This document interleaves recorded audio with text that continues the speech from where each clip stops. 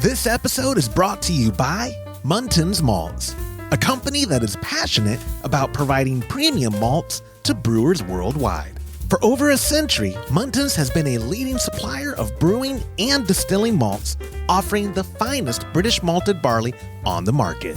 You can experience the difference Muntons offers by joining a recipe receiving tier of our Trub Club, because every kit that ships out now includes premium Muntons malt. You know, we've known the Muntons crew for a long time, and I can tell you, friend, you're going to love brewing with their grains. Ask your local supply shop to carry Muntons malts, or homebrewers can join our Trub Club at homebrewhappyhour.com/club, be a part of the community, and come brew with us. Thank you, Muntons, for supporting our efforts and homebrewers worldwide. Today's show is brought to you by hopsdirect.com. Grown in the esteemed Yakima Valley on the Pewterball family farm, hopsdirect.com offers the widest variety of hops available online at incredibly competitive pricing. It's simple. They grow hops, they sell hops, and they ship hops straight from their family-owned farm to your doorstep. Producing the highest quality hops is hopsdirect.com's passion, and they're proud to be an independent grower in the craft beer industry. Go to hopsdirect.com right now and get what you need to make your brew day better. That's hopsdirect.com. Today's show is brought to you by Imperial Yeast. You hear us gushing over Imperial Yeast all the time, and that's because their yeast performs for us in every batch that we brew. Imperial Yeast is adored by commercial breweries and home brewers alike. Their pitch-right pouches are jam-packed with over 200 billion fresh yeast cells, guaranteed to deliver flawless, fast fermentations every time. Imperial Yeast strains are grown by a team of pro brewers and home brewers who live to help other brewers learn more and ferment better.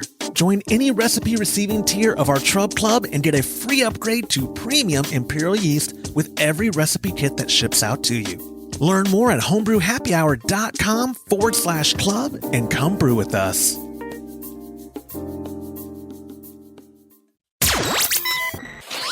Entertaining shows with content that spreads information and sparks discourse throughout the community. This is the Pearl Media Network. Hot liquor taint flow rate while sparging, understanding secondary regulators, and cleaning and sanitizing a KegLand Fermzilla.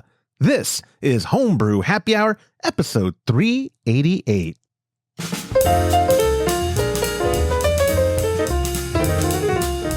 Well, hello, and welcome back to another episode of the Homebrew Happy Hour. This is the show where we supply the answers to your homebrewing questions and discuss all things related to craft beer. And if you, my friend, have a question you'd like us to discuss on a future episode, you could go to homebrewhappyhour.com and click on that submit a question link at the top of the page, or even better, you could call it in to 325-305-6107. Leave us a voicemail question, and if you use it on a future episode, you get yourself a $25 gift card to KegConnection.com. It does not get any better than that. I'm one of your hosts, Joshua Stubing, joined as always by the Director of Operations at cmbecker.com right over there, Mr. James Carlson, as well as the President and Chief Keg Washer of KegConnection.com right down there, Mr. Todd Burns. Gentlemen, how's it going? James, I love that. That's one of my favorite shirts. Yeah. I wear mine almost every time. You're representing. I am not. I'm representing how much of a weeb I am, and Todd is just boring. But I wear that shirt, or I wear the Brow Todd shirt almost every trip I come up there. It's like my... Who is the naked man on your shirt? It's Chiyo no Fuji. He the wolf. Okay. I think he was the 58th Yokozuna. I think they're up to like 72 now in Japan. Yeah, Yokozuna, yeah. You care. You care. Know what? I know what a Yakuza is, but I don't know what a Yokozuna is. Yokozuna is the very top of the wrestling pyramid for the Japanese Grand Sumo. Like, you have to, it's so incredibly difficult. Over the 1,000-year history of them doing it, there's only been 70-something. that have made it. It's incredible. One of my favorites of all time, obviously, is Chiyo no Fuji. He was the guy. I'm actually sorry I asked. No, hold on. I gotta get through this. Chiyo no Fuji is who they made E Honda from Street Fighter. That's who they've based him off of. Was Chiyo no Fuji? Don't know who that is either. I don't either. Yeah, I don't either. Y'all, how old were y'all in the 90s when arcade machines like with Street Fighter? Y'all never. I was already on my own. You were an adult. Married. We had jobs. And stuff, we had jobs and family obligations, and that's right. I forget. I was gonna throw you all under the bus for being old and all that stuff, but I won't. Anyway, so we go ahead.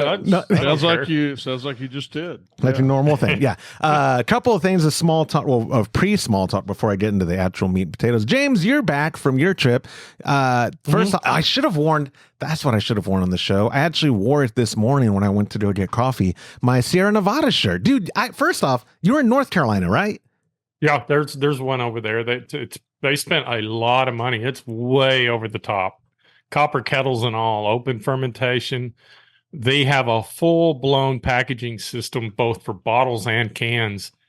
And the amount of beer that they were filling that day that we went, there was only like 8 people working on the floor, and that was a huge place. So it just shows you the kind of automation can help labor costs. Wow. It was impressive. The photos you sent us, it looked incredible. And the shirt you got me is awesome. I appreciate it. That y'all drove or Mm-hmm. Now? Yeah, we drove. It was 1,050 miles. Stopped in Memphis, had some Mel's chicken, hot chicken, and we stayed the night there. Woke up that morning. We went to Nashville, stayed in Nashville. We went down Broadway, had Hattie B's, which was awesome. They couldn't have been nicer to us. And walked around and got in the car and went to the Bowling Green, Kentucky, and went to the Corvette Museum, and then went to see her parents and did everything backwards on the way home. Dang. It was fun. Dude, that's an awesome trip. I was surprised that there's a full-blown Sierra Nevada presence there. Was there any other big breweries, or was that were they? We went to Mission Beer Brewery, or I think that was in Asheville. I think that was the name of it. It was really nice. In fact, they had a ESB on tap. It was one of the first places I've ever seen that had it, and it tasted exactly like ours. That's awesome. That is a compliment to ours, not a dig at theirs. No. It was spot on. They nailed the style. So I was impressed with that. They had a light beer that was really good. It was almost like a light lager. And Sierra Nevada just hit it out the park. Every beer we had was stellar. It was amazing.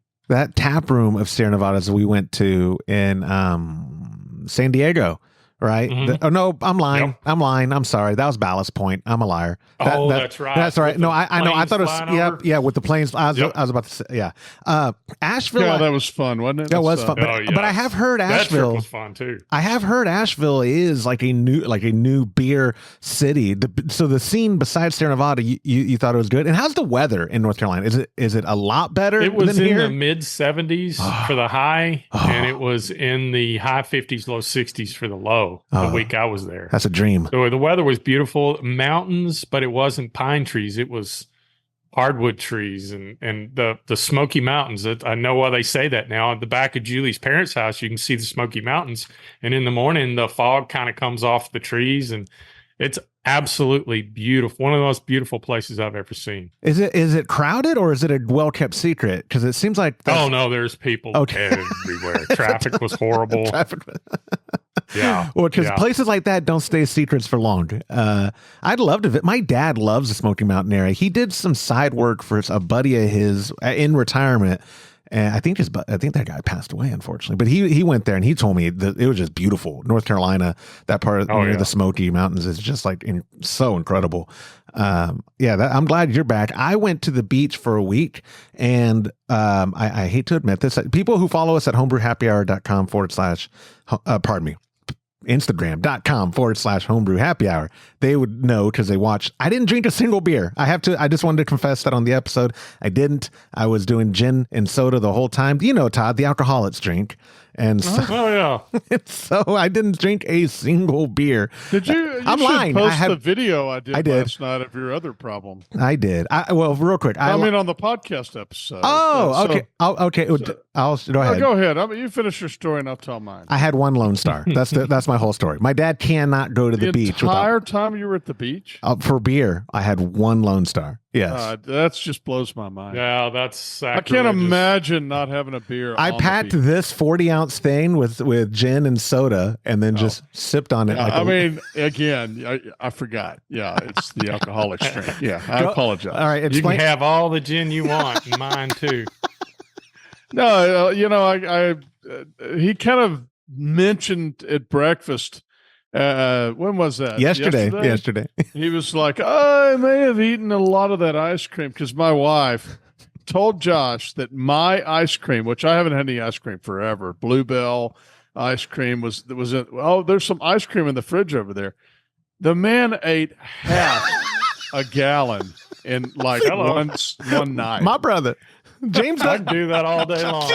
Thank you, James. I did a great video. You should post it on the podcast. $10 a half a gallon. Now. That's what Liz said. Yeah, I think Todd. I went to Brookshire's. It was $10. So I bought it at Brookshire's on sale because Liz will tell you if you want us to put you on the list.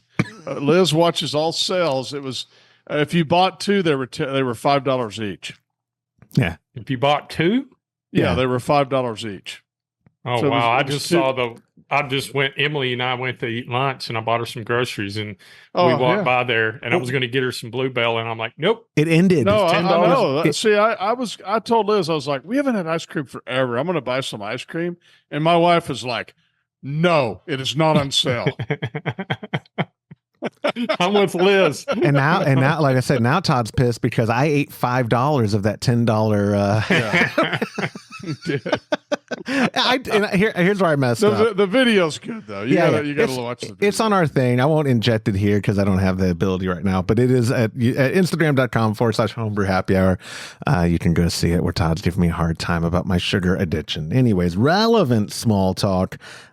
If you go to patreon.com/homebrew happy hour and join a recipe receiving tier, you get this incredible Dusseldorf Altstadt Alt beer. It is James's recipe. It is an incredible recipe, true to the style. When we are doing recipe kits and ingredients at KegConnection.com, this was a great seller. And y'all have heard us talk about, unless you're brand new to the show, you've heard us talk about kolsch and you hear us talk about alt.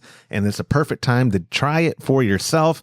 Patreon.com/homebrew happy hour. Thank you to our sponsors, Muntins Malt, hopsdirect.com, and of course, Imperial Yeast for not only supporting and providing the ingredients for this kit, but also for supporting the Alt Pokal 2024, the Alt Beer World Championship. That's right. I'm calling it the World Championship. The NBA just had theirs, and that's just in the United States, so we can have ours and call it the World Championship too.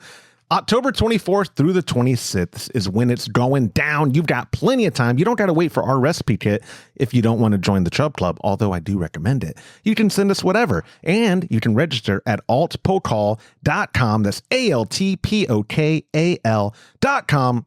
All the rules, everything's explained there, important dates and all that. You just got to get it to us by the 18th, I believe, is when we need your beer. But go sign up there. I'm just now that I'm back from vacation, I'm starting to send out the PayPal invoices.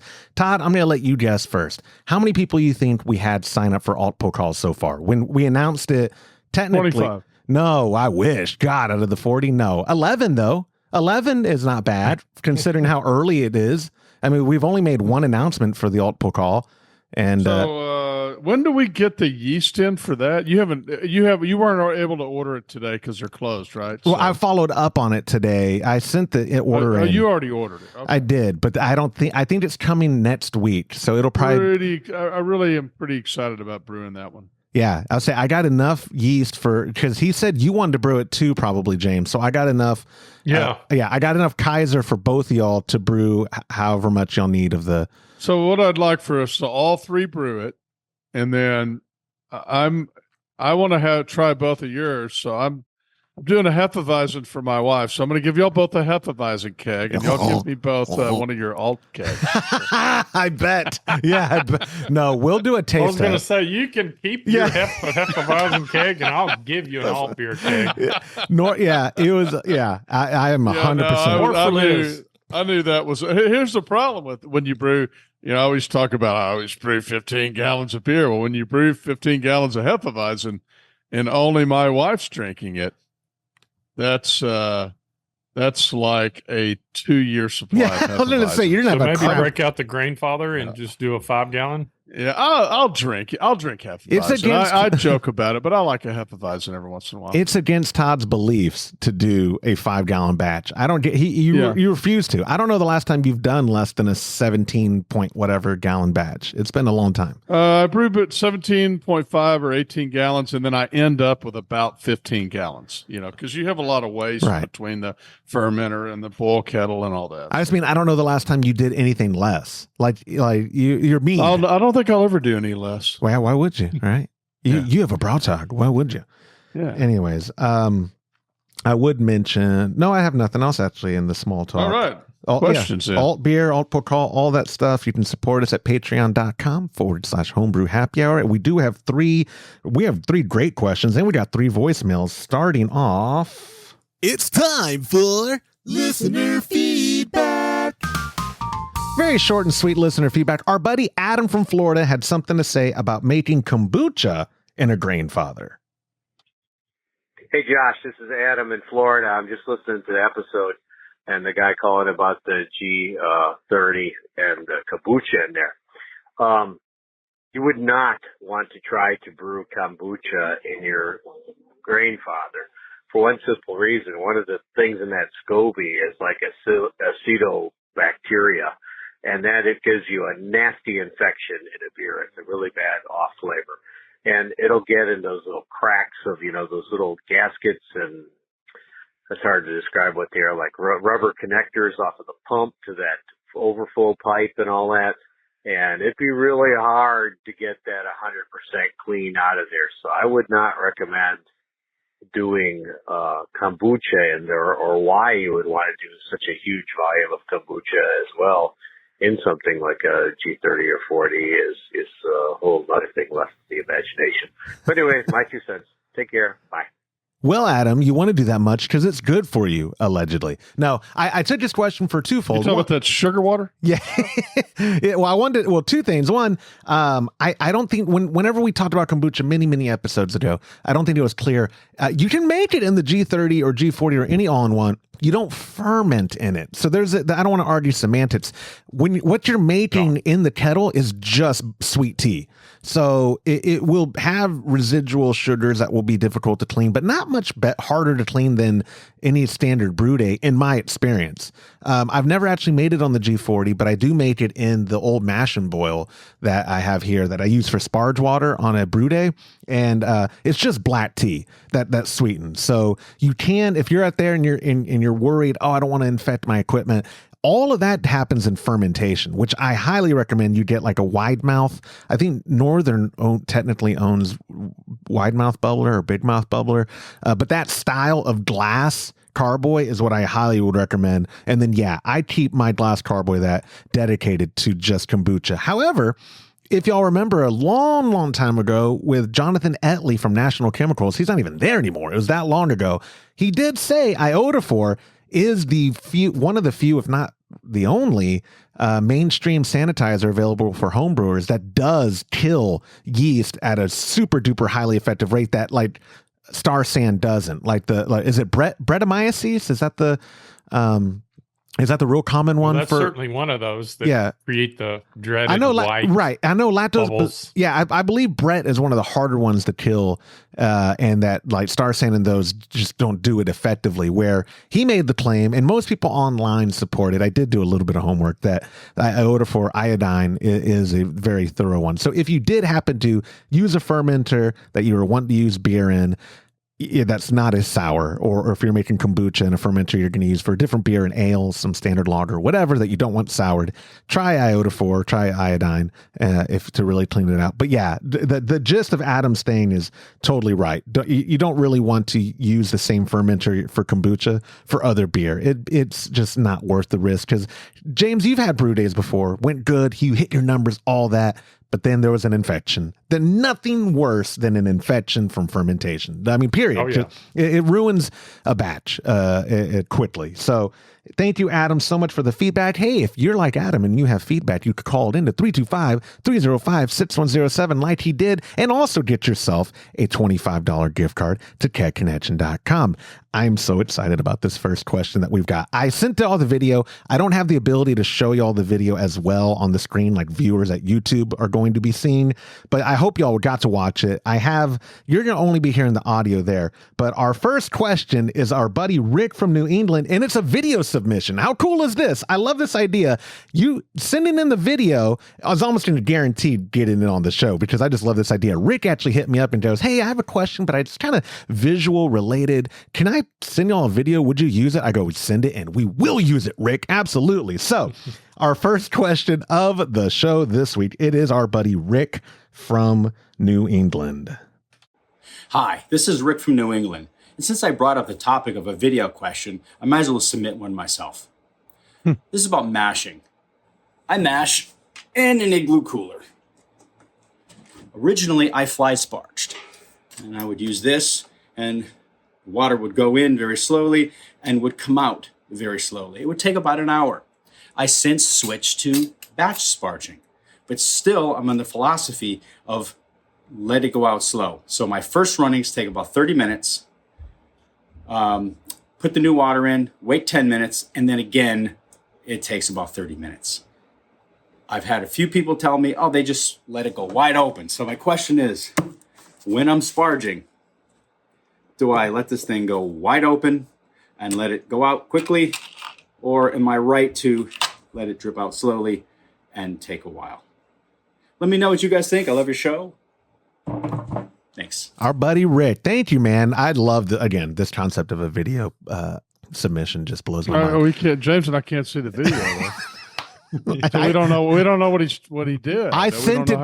You know what? You have to answer it, Josh. I sent it to you Monday. You can't say you didn't get it. I watched it. Yeah. I'm kidding. Yeah. Anyways, I'm going to throw it to James first, because I want to know, James, are you team wide open, or is there some value to letting a sparge? You got to slow that down. The reason why I say that, and this is my personal opinion, is if you get that washing over the grain bed too fast, you can pull tannins off the husks. So I do low and slow. 45-minute sparge is what I work for. 45 is a good number. My dad and I, what if it's, do you think the volume of your sparge water is should be the biggest factor of how long it takes? Because most of the time for our brew days, we're maybe at 7, right? Which is not a lot in the bigger picture. And we get 25 minutes, sometimes, 30, but sometimes less. Is there if you're wide open, 7 gallons, that's going to be quick. I mean, that's going to be, it's going to be way too quick. But is there it's going to be going through the grain bed like crazy. And I've never done it because of everything I ever read when I first started all grain brewing was they said, make it nice and slow, keep it around, a half hour to 45 minutes. That way you don't pull any tannins out of the husks, the grain husks. But I don't know about you two, but I don't think I've ever had any tannins in beer. Have y'all? I haven't noticed it ever. No. Yeah. But Todd, how long? Maybe I did, and I just didn't know what to taste. Had the perception. Yeah. Todd, what are your? First off, all three of us fly sparge.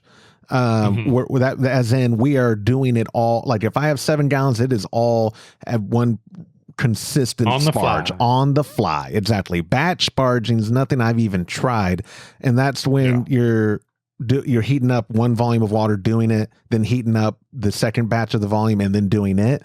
Where there'd be some lull of time in between those batches, right? Like you can't really avoid that. I don't know. I guess, or you don't have the ability to actually do a proper fly sparge, so your only option would be to batch sparge. Right. Yeah. So a limitation of the equipment you have could cause someone to batch barge. But Todd, on on the Brautag, what is there? Are you shooting for a time frame of sparge, or you just keep the valve barely open and however long it takes is however long it takes?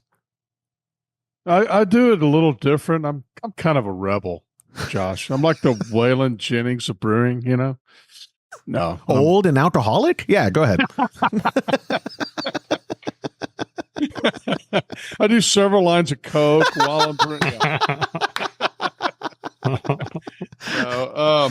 So I do it a little different, but it's I take about the same amount of time, more or less. But when I have, there's so much volume in that Brautag that I tend to let it. I try to bring the whole temperature up some, and James, I'm doing better on that. I'm actually trying to bring it up to close to that 170 before I start the sparge now. I mean, I don't bring it all the way up, but I warm it up quite a bit, maybe 165 or something like that. And then I will take that 170 water and I'll put it in there.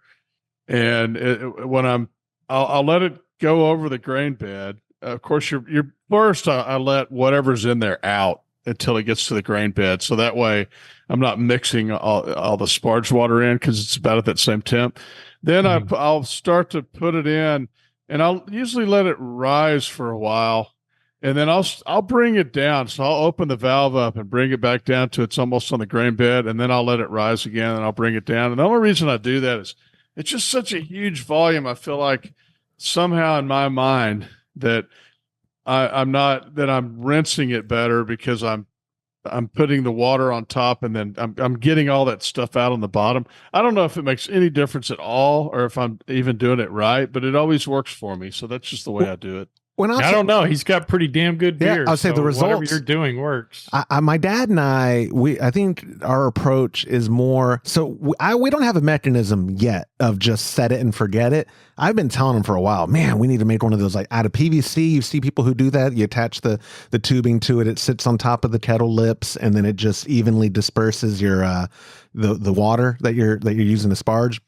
I'd love that because right now one of us is basically holding it around, and we take turns doing that. But the main reason now, my pop likes to have eyes on it because he lights. Again, it's been giving us good results. I don't know the science behind it. He likes there being a 1/4 inch of liquid kind of above the bed. Like there's like this sweet spot of like, that's what we're going for. And he, if we leave that little spout we have now in one spot, it just floods that spot and the rest is not under the hot water and all that. So again, I don't know the science behind it, but it's been working out for our batches. Oh, lately. There's a term for that. So you do what now? You put what do you put there? Well, what we do right now, so we have one of those aerator spouts that James sourced for. Oh, okay, but you don't put anything below it.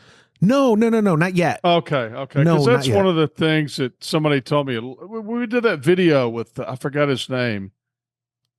Steve Milligan. Steve, he recommended putting a plate down. So I do that. Oh, do you on Todd? Yeah. So what Todd's talking about, we don't actually have that video because the video that he did for us was showing the other way of no wait, he did do it, but he never finished. He didn't finish that video. No, because that was one of the videos. Steve, if you're out there and you're listening, buddy, reach out to us. It's been like 8 years. But anyway, my camera. I'm gonna show it to you. We have it. I've watched it several times. But so he does recommend. He always put a saucer or plate on top of his the grain bed and let the liquid hit that because he felt like it what you think? You tell me. Specific name for it. I can't for the life of me remember. What is it called? No. Starts with an L or something. No. You're thinking of Vorloff because I was also part of it. That's what he called it. He called it Vorloff. But Vorloff is taking the first runnings. Yeah, so it's just to clear the liquid. That's all. That was in that video. Vorloff is the first runnings, and then taking it back on top, and now boom, your grain bed's established. Oh, I got you. Yeah, okay. Yeah. You just run it until it gets clear.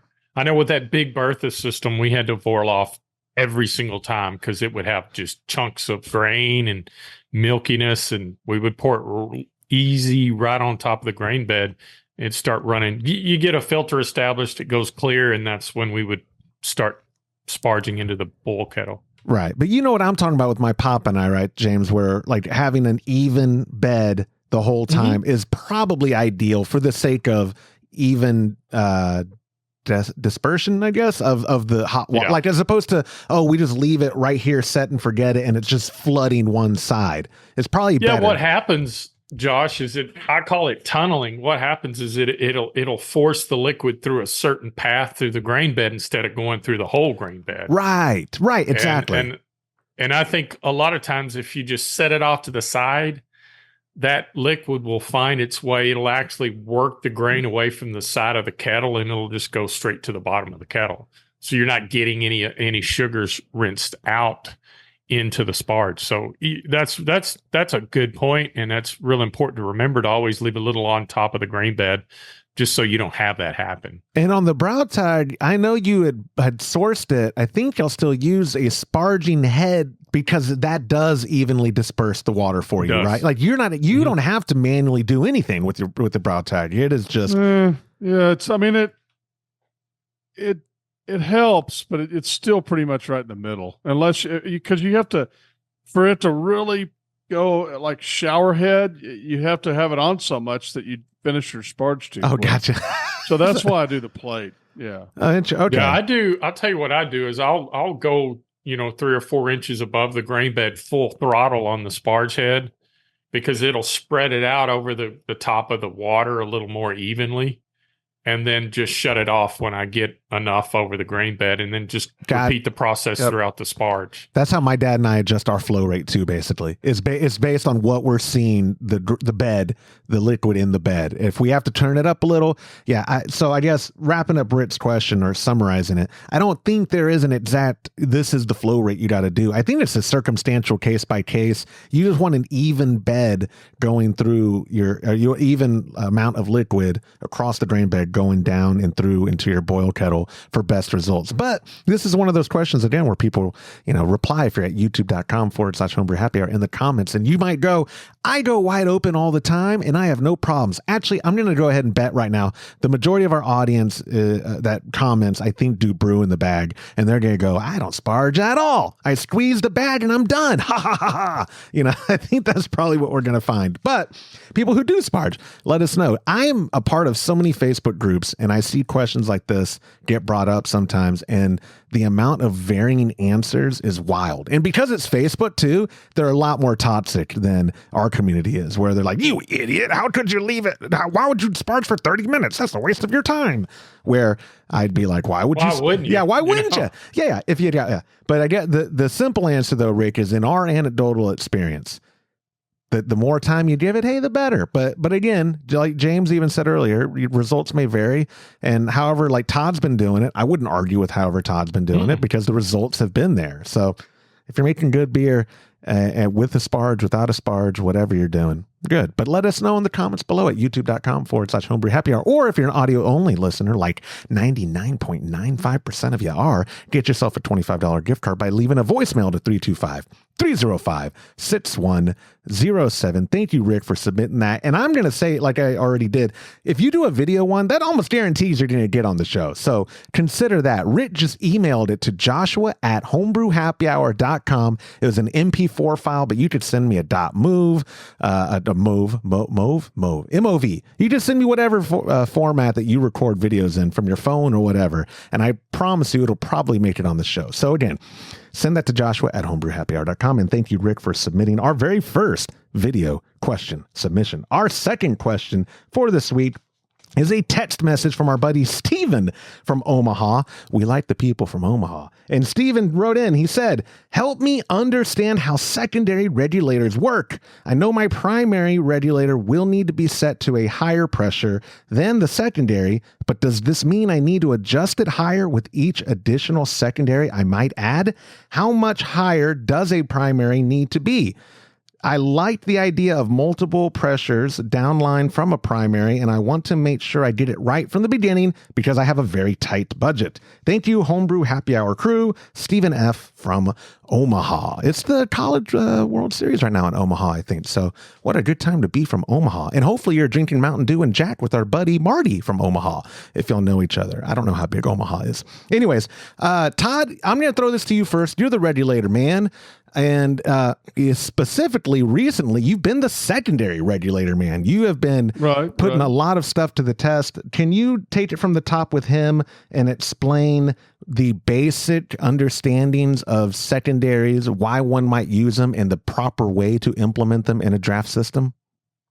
Sure. So, I mean, the reason that secondaries are very simple, people try to complicate them, but all it really is if you need more than one pressure on your beer system, then you need a secondary. And some examples of that, classic examples from beer would be you have different styles. So you have a London Porter, and you want to serve that at 8 psi, but you've got an alt beer you want to serve at 12 psi or 11 psi, and then you've got a Belgium that's highly carbonated, and you want to serve that at 16 psi. Then you would need 3 different regulators to be able to do that. And then the other examples would be soda. You're going to anywhere from 30 to 40 typically, I think, is what most people serve sodas, and carbonated water. And when I did a mead, I served it at 4 psi. I could go on and on. You just need different pressures for different things. The GovReg is what I started using, and we've got a good video on that, just because I don't have to have all these big regulators. I have one primary, I split those lines up, and I could then go from there on an air distributor and put an actual pressure on every single line that's different. And it works really well for me because I change things up a lot in my keezer. So it's not like I always have a beer here, and I always have a beer in these 4 places, and I have a water on I'm all over the place. I've got different pressures that I use constantly. So all 6 of my lines, plus the 7th line, which is for forced carbonating on the outside on my keezer, have GovRegs on them, and I can put whatever pressure I want to there. So and to answer some of his at the beginning, if you were let's say, just for conversation's sake, you have your primary, and then you have 2 lines off of one bodied regulator. And so if I want carbonated water on one, and then I want a kolsch on the other, the primary has to, because this is how physics works, it has to be the highest setting, because you cannot take a lower pressure and take it up. You can only take a higher pressure and bring it down.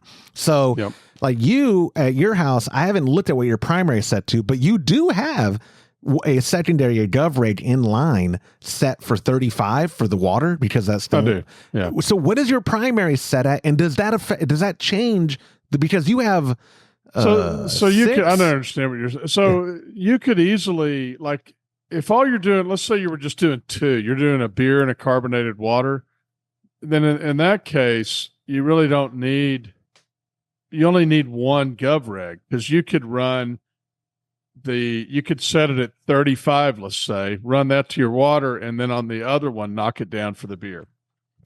Exactly. And I'm saying, though, the more, like, because Stephen did ask, so if I were to add like a right now you can configure a GovReg, since we're talking about GovReg, you can put them on manifolds and have the manifolds, each one be set to whatever.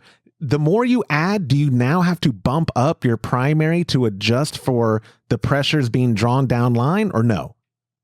I hope that makes sense. I mean, so in other words, it needs to be about 10 psi higher than your highest pressure that you're actually using on the secondaries. Perfect. So that's what I meant. If I had a Y off of my regulator, and I could keep that one at 35 for my soda, and then I can do as many down from 35, like from 12 or below on the other one, I wouldn't have to adjust the primary. That's what I'm asking. Right. Perfect. Yeah. That's easy. We did do, we have done a lot of videos on the GovReg. And one thing I know that Todd loves about it, that I think a lot of people like about it that get it, is the lack of bulkiness. It doesn't take up any space at all because it's all inline. With that being said, though, some people like the C. Becker solution or the Taprite, which has been out for forever. It's that big. If you're watching the video, it's not very big. So you've heard that a lot. Anyway, so the we're talking about regulators. That's it. No 1-star reviews, just regulators. This camera keeps wanting to autofocus to my hand movements.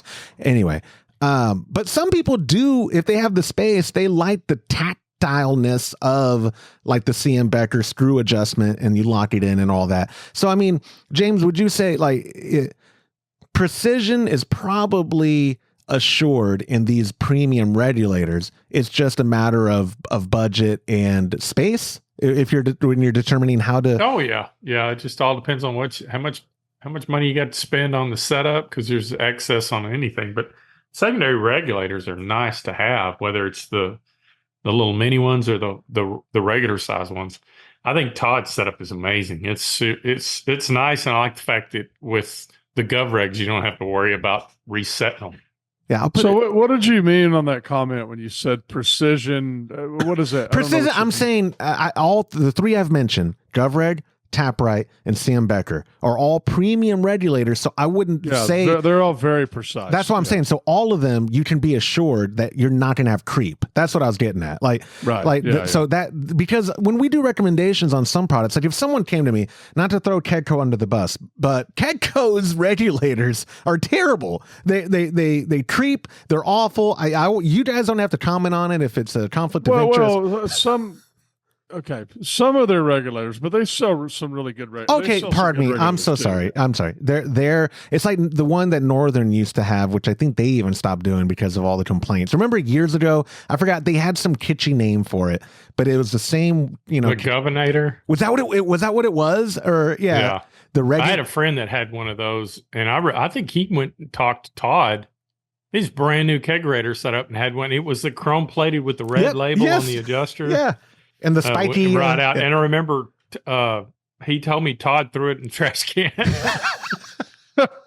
That sounds like Todd. Yeah, I believe that story.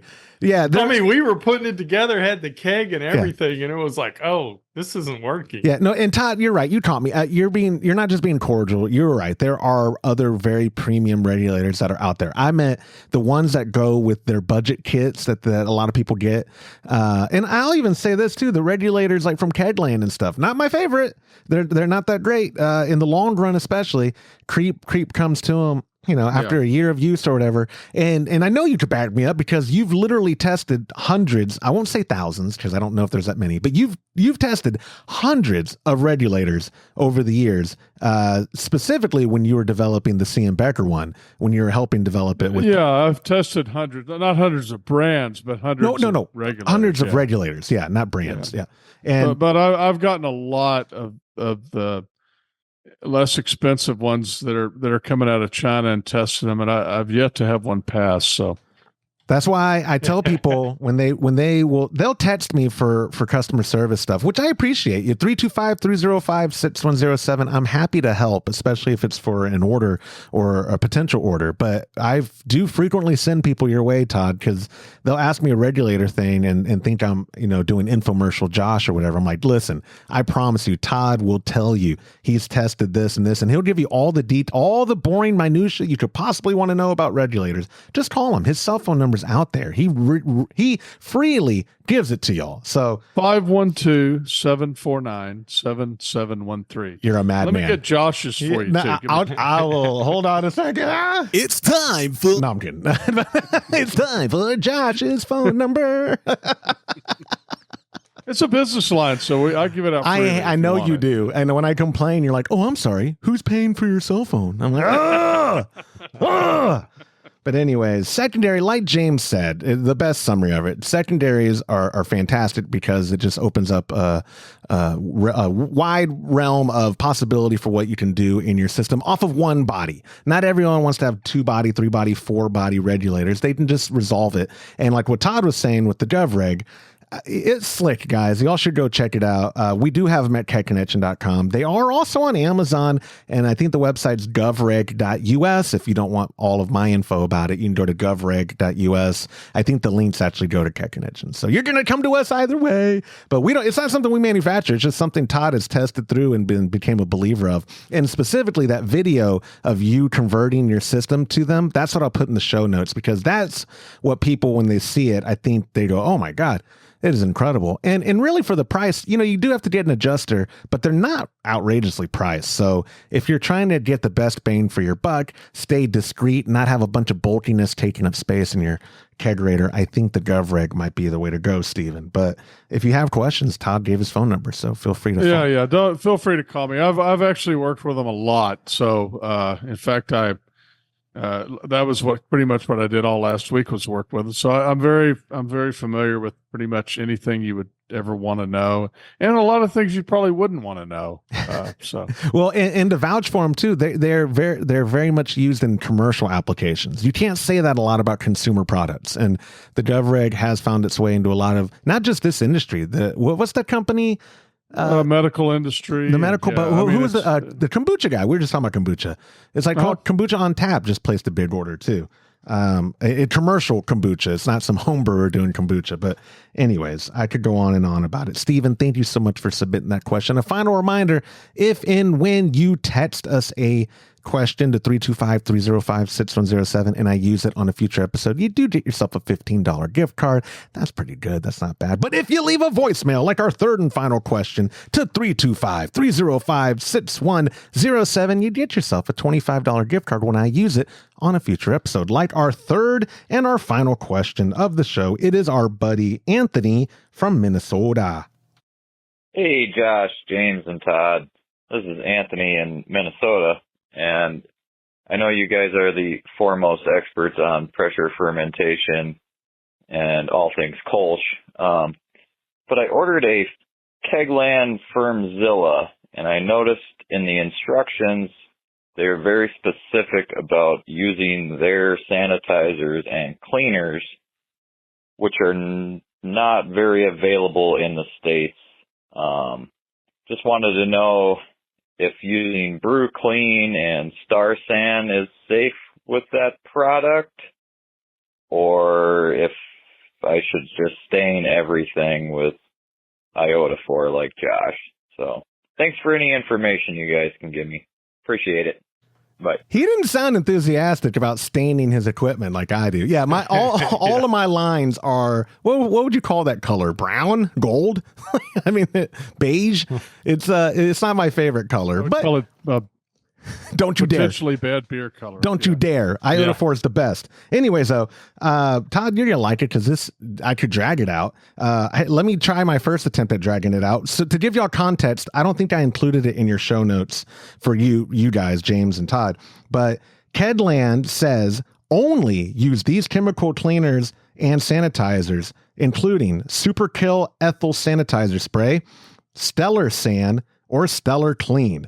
I'm going to give y'all in the audience a little spoiler. Those are products they make. That's why they're pushing it. It's marketing. That's just marketing. That's all it is. It's marketing. You could use OxyClean. You can use Brew Clean. And for sanitizing, you can use SandStep. You can use Star San. You can use iodophor. It's not going to give you any problems on that. And yeah, those are very difficult to get over here. So it is kind of unfortunate they word it that way, but they're only doing that, again, it's marketing. I mean, it's the same way we sell a gazillion, and that's an understatement, of beer line cleaning kits. And we always say we recommend Brew Clean because we really do recommend Brew Clean. But if someone has PBW, sorry, but yeah, it would work. It should still work. You're still cleaning it. You know, the whole point is just getting a good detergent to clean that stuff and then getting a sanitizer before you actually use it as a fermenter and following the instructions of your sanitizer. But like you guys have been using SandStep for a very long time and have not had a bad batch or an infected batch, I don't think, since. Like it's with the hard water and whatnot. That's why y'all continue to use that. Like I said, my dad and I, we just like to stain our stuff, so we use iodophor. But yeah, you can, if you're using Star San like a lot of people do, I wouldn't think twice about it. However, with all that being said, I have heard that some of the acid-based ones like Star San, if you don't want to leave those like the posts that come on the Fermzilla, if you're taking them off, you don't want to let them soak in the sanitizer for any longer than what your sanitizer says, what is the time of effectiveness for like y'all's SandStep? Is it a minute? 2 minutes. 2 minutes.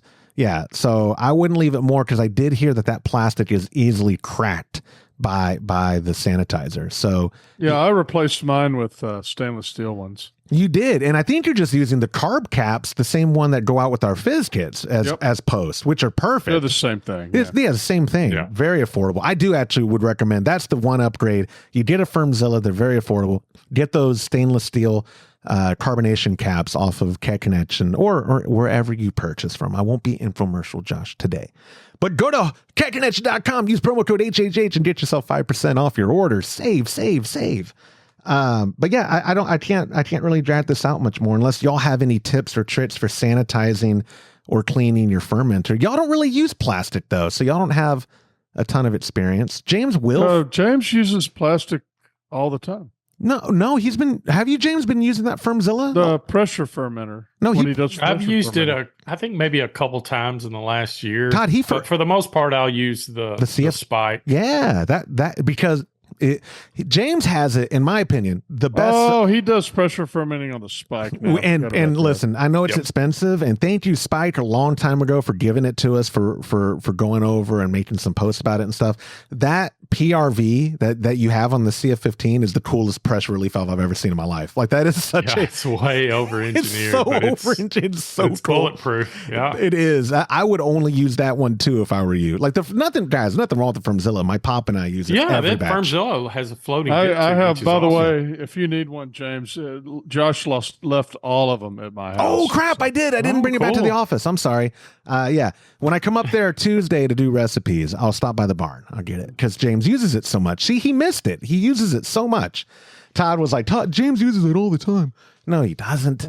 But I'll bring it back to the office. That's where it goes. We were making that video. If you're not already subscribed at youtube.com/homebrew happy hour, we did a cool how-to video this last Saturday with our buddy Jonathan Marut showing pressure transferring from the fermenter to the receiving vessel. In most cases, it would be a keg. In this video, it was just another Fermzilla to keep it both clear. And he showed how to do it, one with attached gas the whole time, and another with the natural gas that is already created from your pressure fermentation. It's a real cool video, and it's at youtube.com/homebrew happy hour. But that's why I stole it. I didn't take it home. I only have my Fermzilla here that Todd was so graciously Well, I mean, there's 3 there, though. I mean, that's... No, I have one here, and they're the 2 plastic ones in your garage. There's 3 there now. Oh! Did you get yours? No, because I was giving you that Anvil Fermenter King with the yeast dump, the trub dump at the bottom.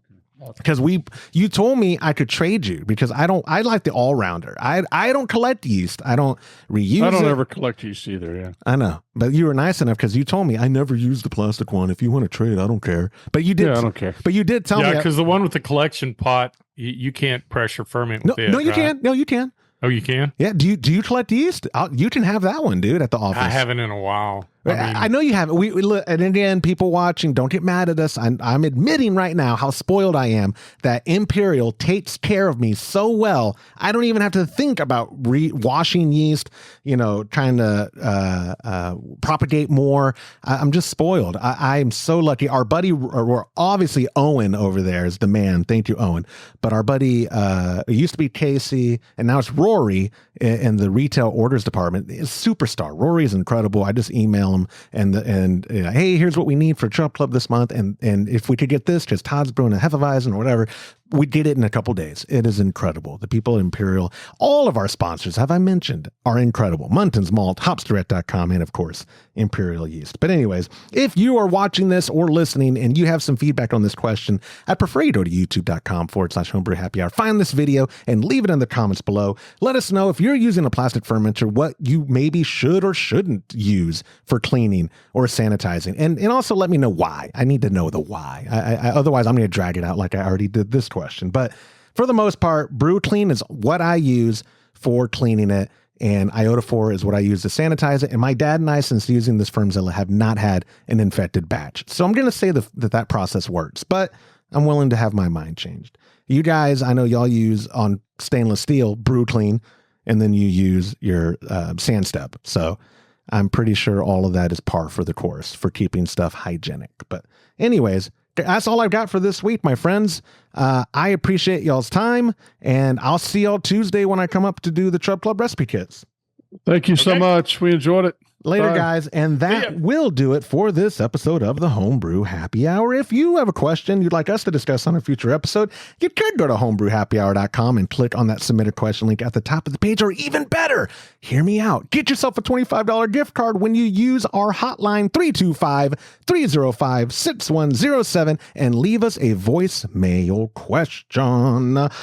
Thank you to our sponsors like Muntons Malt Premium Grains for a better brew day. If you aren't already brewing with Muntons, give them a try by joining our Trub Club at a recipe receiving level. For the best hops available online, give our friends at hopsdirect.com a visit and pick up what you need for your next brew day. Also, get a pack of Imperial yeast along with premium recipes from us when you join the Trub Club. Again, go to patreon.com/homebrew happy hour and come brew with us. On behalf of Todd Burns, James Carlson, and the Pearl Media Network, I'm Joshua Stubing.